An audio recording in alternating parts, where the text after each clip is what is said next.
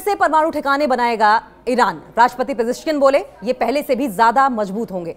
Iran के राष्ट्रपति मसूद पेजेश्किन ने कहा है कि देश अपनी परमाणु सुविधाओं को पहले से ज्यादा ताकत के साथ फिर से बनाने वाला है। उन्होंने दोहराया कि ईरान परमाणु हथियार नहीं बनाना चाहता और उसका कार्यक्रम बहुत ही शांतिपूर्ण होगा। अमेरिका और इजराइल के हमलों के बावजूद ईरान अपने परमाणु और मिसाइल अधिकारों की रक्षा करेगा। ईरान के राष्ट्रपति मसूद पेजेश्किन का कहना है कि तेहरान अपनी न्यूक्लियर फैसिलिटीज को फिर से बनाएगा, वो भी पहले से ज्यादा ताकत के साथ। पेजेश्किन ने तेहरान में परमाणु ऊर्जा संगठन के दौर पर देश के परमाणु वैज्ञानिकों और अधिकारियों से मुलाकात की। उन्होंने कहा कि इमारतें और कारखाने तबाह करने से कोई फर्क नहीं पड़ता, हम उन्हें फिर से बनाएंगे, फिर से तैयार करेंगे और इस बार पहले से ज्यादा मजबूत बनाएंगे। अब जाहिर है कि पेजेश्किन की ओर से यह बयान दिया गया है, ईरान फिर से न्यूक्लियर पर काम करने जा रहा है, इसके साथ साथ अपने ध्वस्त हो चुके ठिकानों को बनाने जा रहा है।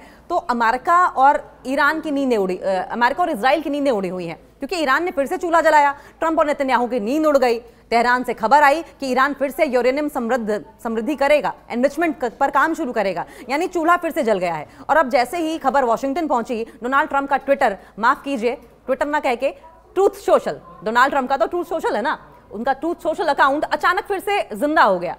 उन्होंने ताबड़तोड़ लिखा, अगर मैं राष्ट्रपति होता तो यूरेनियम खुद मेरे होटल में एनरिच किया जा रहा होता है। At least it would be classy and American.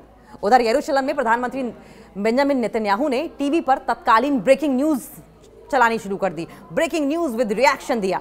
कैमरे के सामने आते ही बोले, हम ईरान को कभी यूरेनियम समृद्ध नहीं होने देंगे, यूरेनियम की समृद्धि नहीं करने देंगे जब तक हम खुद उसे थोड़ा और एनरिच ना कर लें। अपने बयानों से अमेरिका में ट्रंप के समर्थक बोले कि ईरान की यह हरकत जो बाइडेन की कमजोर चाय वाली विदेश नीति का नतीजा है। जवाब में बाइडेन टीम ने कहा कि ट्रंप तो पहले ही हर समझौता खत्म करके गए थे, अब हम केवल मलबा समेट रहे हैं। ट्रंप ने इस पर फिर से पोस्ट किया, बिल्कुल गलत, मैंने तो ईरान को इतना डराया था कि उसने सेंट्रीफ्यूज भी MAGA मेगा हैट पहनकर घूमते थे। नेतन्याहू ने तुरंत ट्रंप को फोन किया और दोनों ने तय किया कि अगर ईरान और परमाणु ठिकाना बनाता है तो वे संयुक्त प्रेस कॉन्फ्रेंस करेंगे, एक ज्वाइंट प्रेस कॉन्फ्रेंस करेंगे और उसमें बहुत सख्त चेतावनी देंगे, वही जो पिछले 10 सालों से वो लोग देते आ रहे हैं। और इस बीच ईरान के राष्ट्रपति पेजेश्किन ने मुस्कुराते हुए कहा कि हम परमाणु हथियार नहीं बना रहे, बस ऊर्जा का स्टोव थोड़ा सा ज्यादा गर्म कर रहे हैं। ट्रंप ने जवाब में कहा कि कोई बात नहीं, मेरे पास पहले से ही गर्म हवा का भरपूर भंडार है। और नेतन्याहू ने जोड़ा कि हम हर बार रेड लाइन खींचेंगे, बस हम रंग बदलते रहेंगे। दुनिया ने चैन की सांस ली, क्योंकि जब तक ट्रंप ट्वीट करते रहेंगे और नेतन्याहू चेतावनी देते रहेंगे, तब तक ईरान आराम से अपना शांतिपूर्ण तरीके से यूरेनियम एनरिचमेंट करता रहेगा, शांतिपूर्ण तरीके से उसका चूल्हा जलता रहेगा और यूरेनियम वो पकाता रहेगा।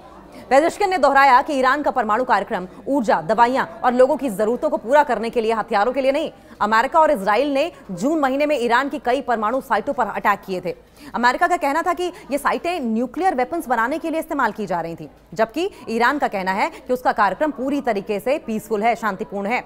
यूएस इजराइल के हमले में कितना नुकसान हुआ था ईरान को? अमेरिका और इजराइल के हमलों में ईरान के कई साइंटिस्ट और ऑफिसर्स मारे गए और यूरेनियम एनरिचमेंट प्लांट्स को भारी नुकसान हुआ। ईरान ने भी इजराइल पर 500 से ज्यादा बैलिस्टिक मिसाइलों और 1100 ड्रोन इजराइल पर दागे थे, जिसमें 32 लोगों की मौत हुई थी और 3000 से ज्यादा लोग घायल हुए थे।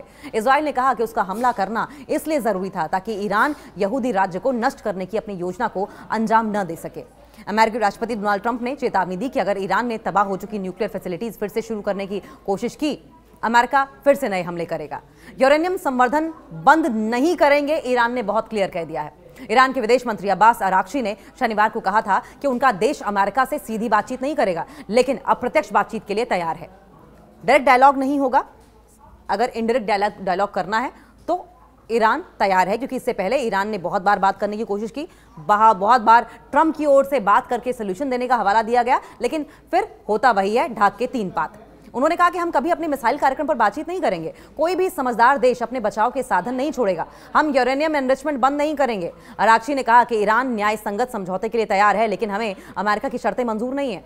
यूएन काउंसिल में, संयुक्त राष्ट्र महासभा में भी पेजेश्किन ने कहा था कि ईरान कभी आक्रांताओं के, अटैकर्स के, इन्वाइडर्स के सामने झुकने वाला नहीं है। उन्होंने अमेरिका और इजराइल के एयर स्ट्राइक्स की निंदा की थी, हवाई हमलों को क्रिटिसाइज किया था। उन्होंने कहा था कि यह सब उस समय हुआ जब ईरान राजनयिक वार्ता के रास्ते पर था, डिप्लोमेटिक तरीके से बातचीत करके सोल्यूशन निकालना चाहता था। उसके बावजूद इजराइल ने गलत तरीके से ईरान पर अटैक करना जारी रखा।